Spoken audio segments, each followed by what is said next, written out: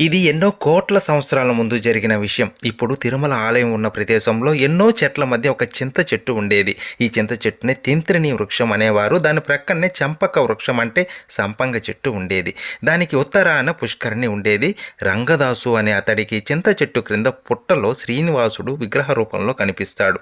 అతను వెళ్ళి గోపీనాథుడు అనే బ్రాహ్మణితో ఈ విషయం చెప్పి తీసుకొస్తాడు. ఇద్దరు పుష్కరంలో స్నానం చేసి చెట్టు క్రింద శ్రీవారిని చూస్తారు. చింత చెట్టు ఆదిశేషుని వలె పడగ విప్పి ఉండి, సంపంగి చెట్టు లక్ష్మీదేవుల స్వామి సన్నిధిలో ఉంటాయి.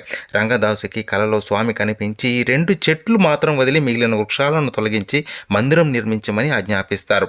అలా మందిరం నిర్మిస్తాడు రంగదాసు. తరువాత ఆ మందిరం కొద్ది సంవత్సరాలకి కనుమరుగవుతుంది. అలా స్వామి ఎన్నో కోట్ల సంవత్సరాల ముందే ఈ భూమిపైకి వచ్చారు. కలియుగ ప్రారంభంలో ఆయన పద్మావతీదేవిని వివాహమాడి కొండపై స్థిరపడ్డాడు. ఎన్నో జన్మలుగా సేవిస్తున్న రంగదాసే తొండమానుడిగా జన్మ తీసుకుని స్వామికి ఆనంద నిలయాన్ని నిర్మిస్తాడు.